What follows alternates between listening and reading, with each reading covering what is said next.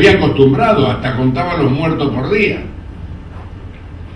En aquel entonces se suponía que había un gobierno electo, vuelvo a repetir, por la voluntad de nuestra gente, de nuestro pueblo.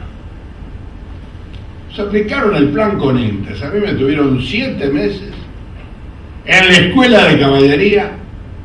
Me juzgó un tribunal militar en un gobierno civil. Y como no había razones, salvo el hecho de la protesta, que estábamos protegidos constitucionalmente, pero que se ensuciaron en la Constitución todas las veces que fueron necesarios para alcanzar el objetivo de liquidar al sistema. Y desgraciadamente eso ocurrió, señores, en Argentina. No obstante que se frenó frente a esa gran manifestación que además percibió el gobierno, que éramos acompañados por el pueblo. Tuvimos gestos los ferroviarios. Como no había abastecimiento, sobre todo en una materia tan primordial para nuestra criatura como era la leche, el tren lechero corría todos los días. Lo que no se movía era ni la carga ni el pasaje. En ese contexto, los ferroviarios tuvimos que dar pelea tras pelea, tratando de evitar que progresivamente se fuera reduciendo este gran sistema ferroviario que inteligentemente los ingleses, y luego de la nacionalización, mejor aún porque empezamos a ir a los lugares más alejados de la República. Y yo digo, además recuerdo, conozco mucho esta amada y sufrida República Argentina, en la que todos nosotros, sin duda, estoy hablando de los connacionales, tenemos un fuerte compromiso. No nos vamos de Argentina. Nacimos acá y en el caso personal quiero morir acá, con todo lo que esto conlleva en un tipo militante, que va desde la cana, la persecución, el allanamiento, sacar a un chiquito de 1 año y medio de la cuna, tirarlo buscando armas en la cuna donde el chico dormía. No es una novela esto, ¿eh? Esto que me pasó a mí le pasó a decenas de miles de militantes de diferentes ideologías en esta república. Ahora, ¿pudieron arreglar el entusiasmo que teníamos? De ninguna manera. Cada vez que podíamos reiterábamos el compromiso con el sistema ferroviario. Y nos llevó muchísimo tiempo, porque recién ahora nuestro gobierno ha entendido que sí hay que invertir en la actividad. Ahora. Pero también nos costó caro, porque fue producto de un accidente gravísimo que tuvo la República y el sistema ferroviario. ¿Por qué actuar como producto de la presión de la muerte? Después de haber atravesado el río de sangre, que fue la dictadura genocida. ¿Por qué no planificar con tiempo qué es lo que hace José y su grupo de amigos? Y tratamos de ser nosotros de la CPF, de la Asociación del Congreso Panamericano de Ferrocarriles.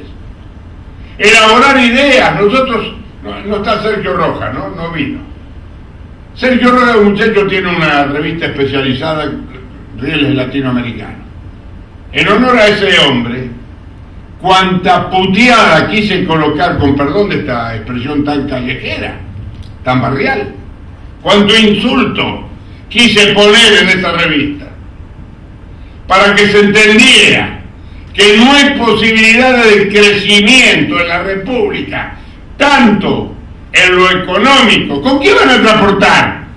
Vamos a suponer que duplicáramos, como se tenía pensado, la producción de soja. ¿Con qué cuerno van a transportar? ¿Con otros 800.000 camiones? Cuando ya no se puede andar por las calles de Buenos Aires a cualquier hora del día porque hay tropas de camiones una detrás de la otra. Y no estoy hablando en contra de Moyano. Y estoy hablando en contra del transporte automotor, no.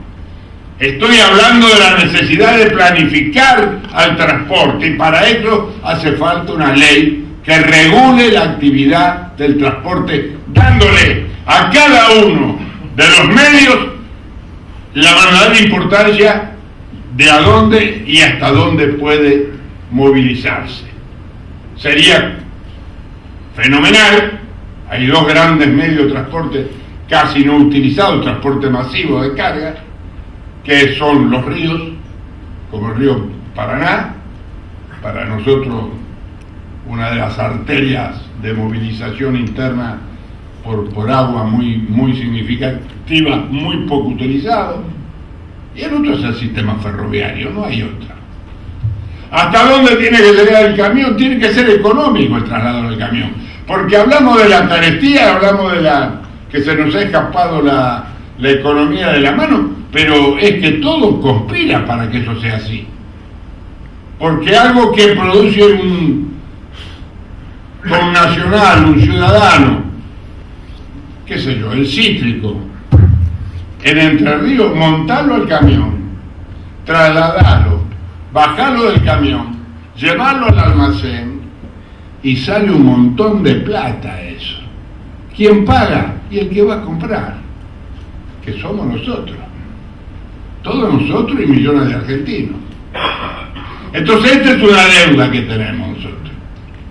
Y tenemos que seguir predicando y presionando, porque ni Alá, que está cumpliendo 50 años, después le cuento un poco la historia, pero que me parece que debía decirlo esto, además porque a los viejos se les perdona todo, es como a los chicos. Nadie se va a enojar con una criaturita que a los 3 o 4 años te diga una verdad, que en general los pibes no mienten. Nadie le va a ganar. Y a los viejos también, y total, ¿a quién jode este tipo? Bueno, yo me voy a morir abrazado a esta bandera, porque creo en ella, que es la única forma de que se alcancen los objetivos. Los tipos que saltan, y mujeres en algunos casos en Argentina, de rama en rama, como una alondra, como una calandria, alegre, una vez diciendo una cosa, otra vez otra, en lugar de ayudar a este proceso de reconstrucción de todo el esquema, no solamente el esquema ferroviario, el esquema, la base de sustento de la sociedad, que son nuestros trabajadores, que son la gente más humilde. Hay 16 millones, sobre 40 millones, 16 millones de hombres que trabajan en serio, con mameluco, gorra y mugre. Los demás no sé cómo carajo viven, esta es la verdad, pero eso es lo que dan las estadísticas. Sobre 40 millones, 16 millones están en la actividad del trabajo laboral. Hace 50 años, José querido, les cuento también ese contexto, porque hay que decirlo. Yo llegué peleándolo a quien dirigía la Unión Ferroviaria, Antonio Scipione, que era un hombre, un militante del radicalismo. Me cansé de descalificarlo. ¿Cómo terminó la historia? Siendo grandes amigos. Porque cuando Onganía nos interviene y nos saca a punta de pistola de dentro de la Unión Ferroviaria, él, yo, Víctor Vázquez, que era el mentor del PC, fuerte en aquel entonces, estoy hablando de década del 60, del 67, nos rajaron, nos enganaron. Nos unió el dolor, nos unió la cárcel. No había nada que nos diferenciaba. Entonces ahí nos dimos cuenta. Digo, ¿y cuál es la diferencia, Antonio? ¿Cuál es la diferencia? Mira dónde estamos. En devoto. Estamos en cana. Por defender las mismas cosas. Bueno, sepultemos esto y pensemos en función de el interés común, que es como piensan las grandes naciones y los grandes pueblos que los hay en el mundo y que son un ejemplo para muchos. Acá es un país, en nuestro país, estoy hablando en el mío, en el que yo vivo, en la que todos los días mucha gente se levanta viendo cómo puede enriquecerse un poco más, a costa muchas veces de cuestiones non santas. Piensa que los laburantes tienen que reventarse el lomo para llevar el mango que le dé de comer a sus 2 o 3 pibes y a su mujer. Esto es injusto. Y yo recuerdo una etapa en la que eso había desaparecido. Pero no viene el caso, porque en todo caso podríamos hacer un seminario y discutir las posiciones ideológicas que cada país ha sufrido o ha tenido. Y cuál en el fiel de la balanza, cuál mejor obró en función del interés común. Le voy a dar un ejemplo. Yo me peleaba mucho con un compañero que tenía trabajo. Aparece el aguinaldo. La gente hoy cree que el aguinaldo estaba, que las vacaciones pagas también, que los sanatorios de los sindicatos también. No había nada, muchachos. Estábamos en banda, no había ni caja de jubilación. Los ferroviarios teníamos caja de jubilación. Y nos inventaron el ANSES, nos metieron en un quilombo de la gran perra y hoy no alcanza la guita para pagar. Tenemos el 70% de la gente con 2.700 pesos. Y es injusto eso. Es injusto. Ferroviario ponía con agrado en su caja, como lo tenía el personal de la Federación de Comercio. Tenían su caja. Y la Federación Gráfica. Los únicos, lo demás nada. No había sindicato metalúrgico, no había nada. Había grupúsculos anarcosindicales a los que le rindo homenaje yo, desde el fondo de mi corazón, porque fueron los que sembraron a la República de ideas libertarias, que después algunos sectores políticos, bien nacionales, la tomaron como propia. Yo llego a la Unión Ferroviaria en 1963. Casi contemporáneamente, en octubre, asume don Arturo Illia. Al revés de mi opinión con respecto que le acabo de expresar de Arturo Frondizi, a mí no me lo van a vender como un gran estadista. Ustedes escuchan algún Bobby que por ahí anda diciendo el único estadista del siglo XX fue don Arturo Frondizi, estadista. Un tipo que encanaba, pero no con la policía, con el ejército, que te llevaba a los tribunales para ser sancionado por el ejército. ¿Qué era eso? ¿Qué estadista actúa sobre los hombres de trabajo? Contemporáneamente, en octubre, asume don Arturo Illia, con muy pocos votos, el 22%. Al revés de Arturo Frondizi, que había asumido con un porcentaje importante, porque, bueno, había votado el peronismo también ahí. Y yo con don Arturo tenía enormes diferencias, pero la verdad, le tenía enorme simpatía y enorme cariño. ¿Por qué? Porque era médico ferroviario, don Arturo. Y los compañeros del Club del Eje habían puesto la plata para comprarle la casa a don Arturo. Y se fue del gobierno desnudo. O sea, al César lo que es del César. Y a Dios lo que es de Dios. O sea, yo no soy un tipo ni sectario ni excluyente, por el contrario, no veo en un adversario ideológico un enemigo, nunca lo vi. Mi paso por la tarea parlamentaria, lo dije ayer al pasar, fue la de acordar. A mí un eminente exiliado que fui a ver en el 66 a Madrid me dijo dos cosas, una la dije ayer y la otra se me escapó, no las cosas de los viejos, que llegamos al final con el disco rígido medio paralizado. Entonces hay cosas que no te dan vuelta todavía a la cabeza, pero ahora las recuerdo. Y pido disculpas porque voy a emularlo a la voz del hombre, ¿no? Me recibió, yo tenía 32 años, tenía 70, paternalmente. A mí no me dijo cómo le va Pepe, que es una forma de poner distancia. ¿Cómo le va Lorenzo? Y me dio un abrazo. Digo, la gran puta, qué tipo este. Dice, ¿qué vamos a tomar? Yo no tomo, yo venía de un hogar muy aburrido, mi viejo era un socialista de Juan B. Justo, travestido luego al peronismo, pero digo, no se fumaba, no se tomaba y no se jugaba. Así era. Es increíble, se comía el asado con agua. Esos eran los viejos, que nunca me dio un abrazo a mí, pero no era porque no me quisiera, porque me armó bien. Me hizo, creo, me hizo un tipo de conducta, ¿no? Yo me prometí que el día que yo fuera padre, cosa que hice, le iba a devolver a ese chiquito los besos, los abrazos y las caricias que mi viejo no había hecho conmigo.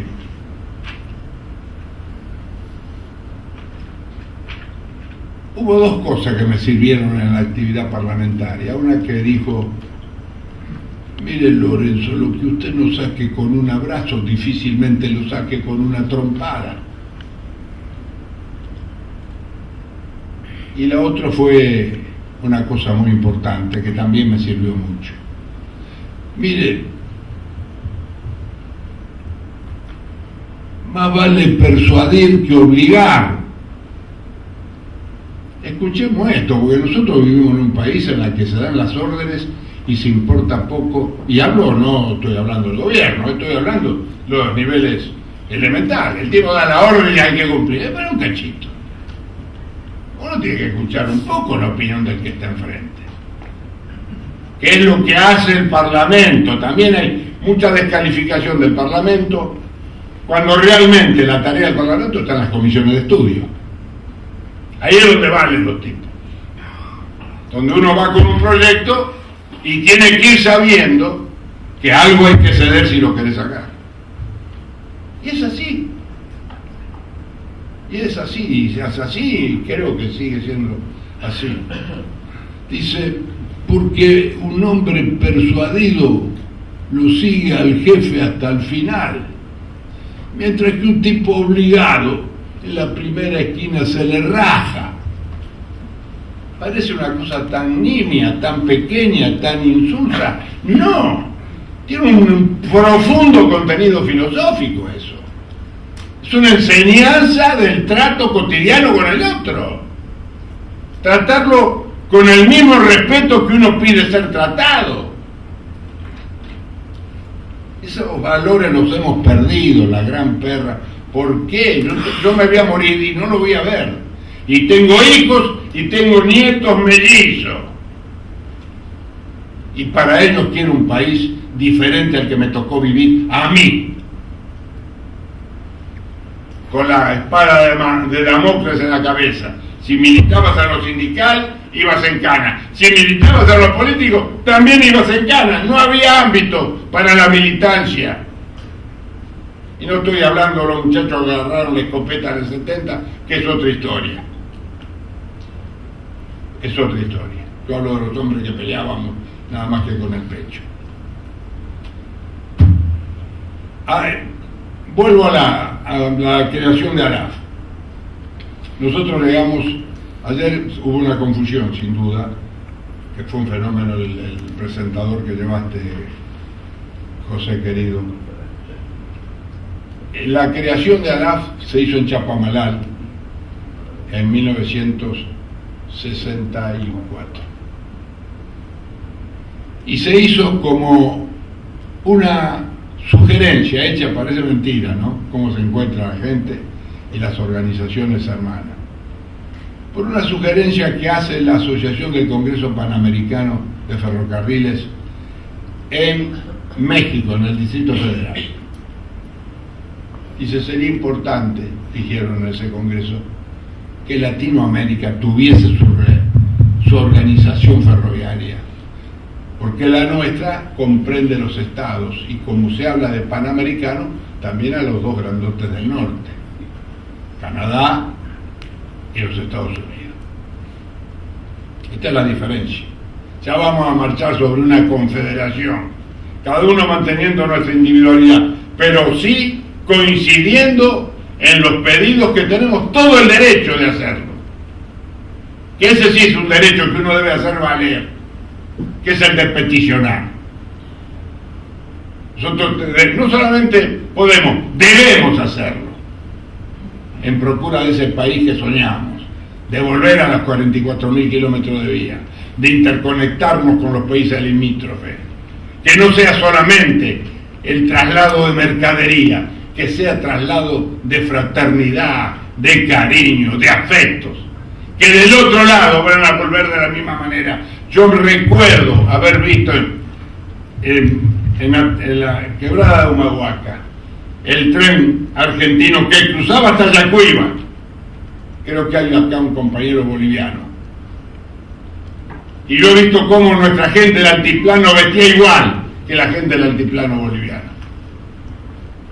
Con su sombrero grande, su poncho, algún cabrito sobre el hombro y una canasta en la mano. Bueno, ese tren que tenía una carga enorme,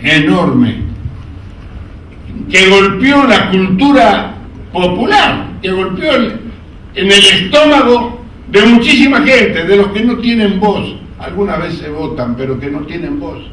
Deben haber sufrido lo indecible, la pérdida de ese tren que nos comunicaba a nosotros con Bolivia, ida y vuelta.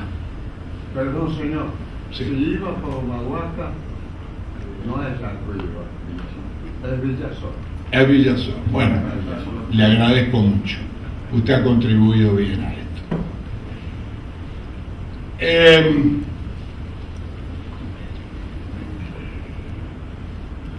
Se reúne el día 25, llegamos a Chapadmalal, el día 26 trabajamos intensamente.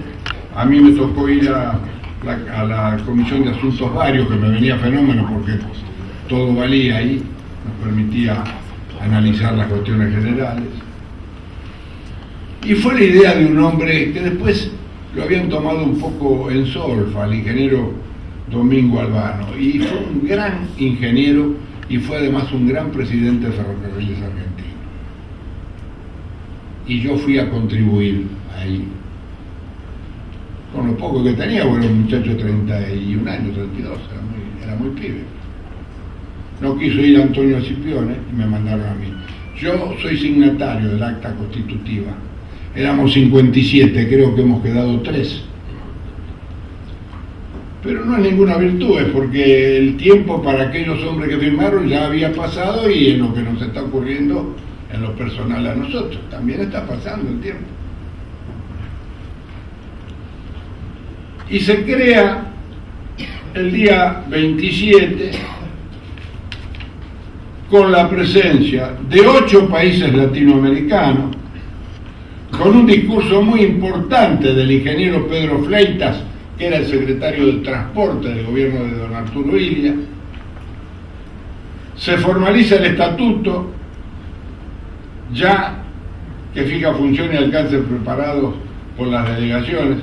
El 27 de marzo intervinieron 8 países latinoamericanos: Argentina, Bolivia, Brasil, Chile, Colombia, Ecuador, Paraguay, Uruguay, y también estuvo Canadá y Estados Unidos. Vamos a acercarnos un poco, por favor, a ver si sin micrófono me escuchan. La idea que tuvimos en el marco de los festejos conmemorativos del cincuentenario de Alá era el de dejar acá en este espacio físico una placa recordatoria, porque en este lugar, eso sí lo sabe Lorenzo, funcionaba la Alá. Sus oficinas estaban acá.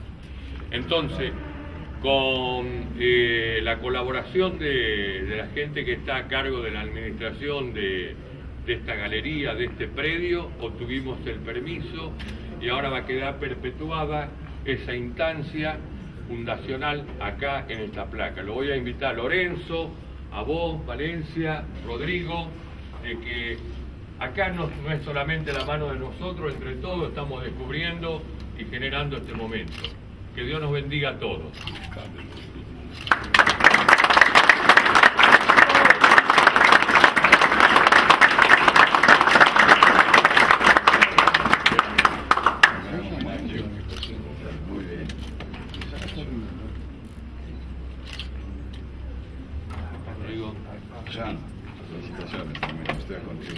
Permítame presentarme, soy el secretario técnico de ALA y vamos a dar inicio a una serie de exposiciones.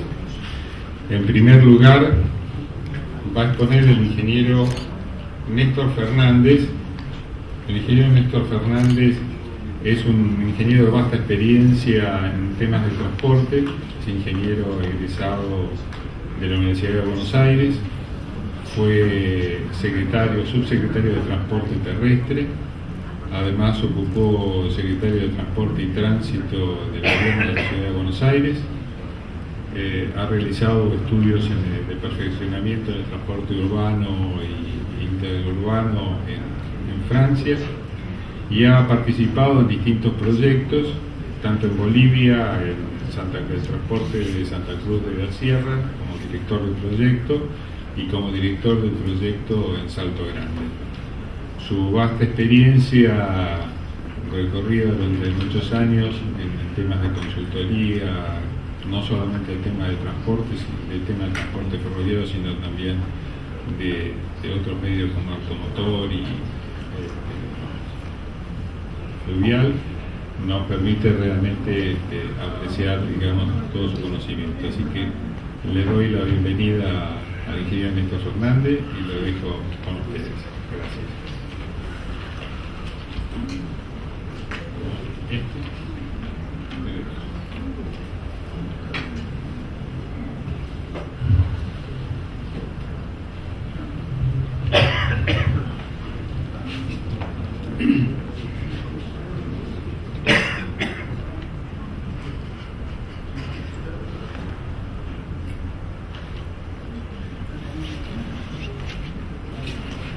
Bueno, muchas gracias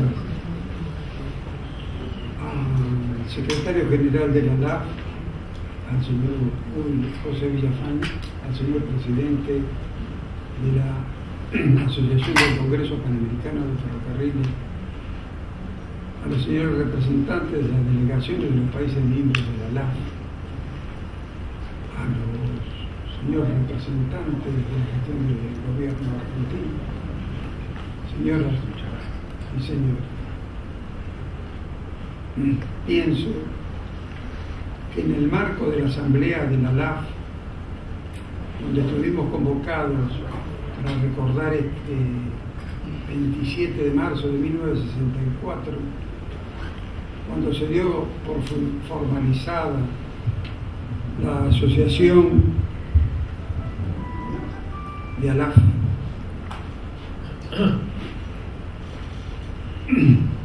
que a los efectos de homenajear a la misma es necesario hacer quizás un encuadre diferenciado por las circunstancias generadas en el devenir histórico. Esto nos obliga a pensar que es necesario plantear nuevos paradigmas para los ferrocarriles latinoamericanos, fundamentado en las necesidades derivadas del crecimiento y desarrollo económico y social de los países que integran esta comunidad, desde esa fecha hasta ahora.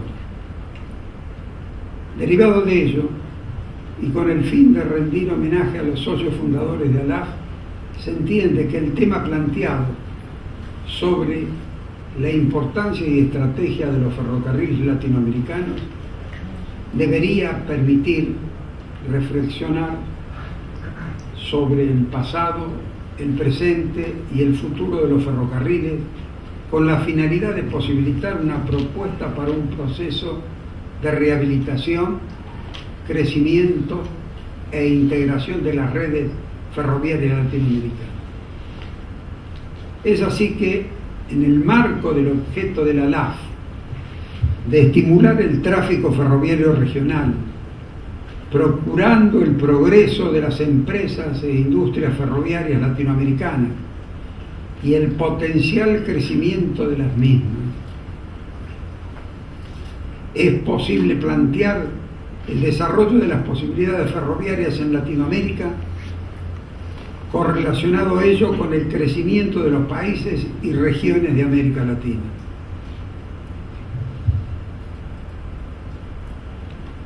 Prácticamente se puede señalar que los países latinoamericanos extendieron sus líneas ferroviarias en la segunda mitad del siglo XIX y comienzo del siglo XX, sobre la base de concesiones de explotación que a mediados de este último siglo fueron nacionalizadas,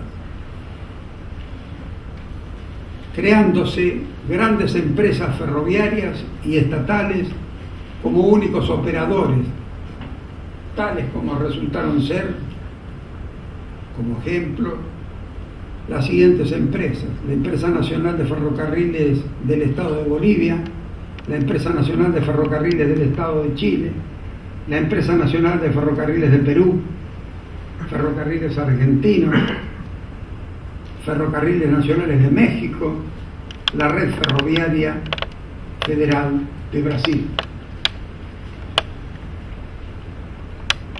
Las dificultades de gerenciamiento de las empresas ferroviarias nacionalizadas generaron un proceso de cambio en el último tramo del siglo XX, pasando las mismas a ser gestionadas por la actividad privada, normalmente mediante la fragmentación de dichas empresas estatales y su concesión. En general, puede señalarse que financieramente la explotación ferroviaria de dichas concesiones fue en los servicios de carga viable, existiendo problemas serios para los servicios de pasajeros locales, urbanos y suburbanos y de larga distancia. Aún con un potencial de tráfico importante, los ferrocarriles latinoamericanos no alcanzaron a captar la totalidad del mismo, fundamentalmente por la falta de nivel de inversión adecuados para alcanzar ese objetivo. En el comienzo del siglo XXI, el transporte ferroviario latinoamericano se enfrenta aún con ventajas relativas importantes respecto al transporte automotor, con una relativa baja participación en el transporte terrestre, lo que enmarca para su desarrollo la necesidad de encarar una larga lista de desafíos para alcanzar una mayor participación. La actividad ferroviaria latinoamericana se encuentra en la actualidad, medida esta en unidades de tráfico, básicamente generadas por el transporte de cargas, el que representa globalmente entre el 90 y el 95% del tráfico total ferroviario latinoamericano, correspondiendo al transporte de pasajeros urbanos y suburbanos aproximadamente entre el 5 y el 8% de su actividad, y al transporte de pasajeros de larga distancia menos del 1%.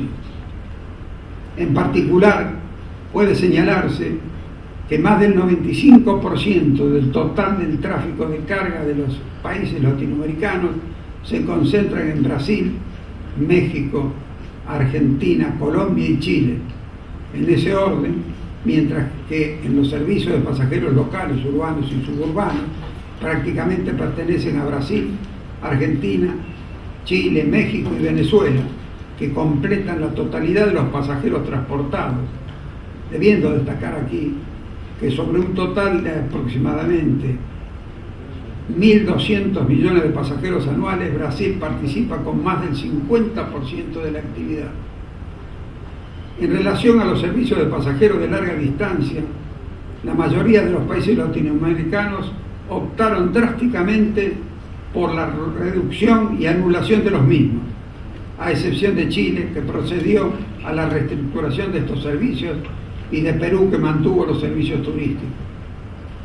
La situación de los servicios de pasajeros de larga distancia generan enfoques diferenciales en el proceso de reformas de la explotación de los ferrocarriles latinoamericanos en relación a las posibles alternativas tecnológicas vigentes, tales como las relacionadas con los trenes de interés social y turístico, los trenes convencionales y los trenes de alta velocidad. Finalmente, como elemento referencial de la explotación de los ferrocarriles latinoamericanos en todo este periodo, o en el periodo de existencia de ALAC, es necesario señalar los diferentes modelos de gestión aplicados, como son los de integración vertical, vigente en la mayoría de los países latinoamericanos, empleados en general por las empresas estatales y concesionarias, ellos diferenciados en términos de mayor o menor competencia intraferroviaria, y el Open Access recientemente planteado en Brasil.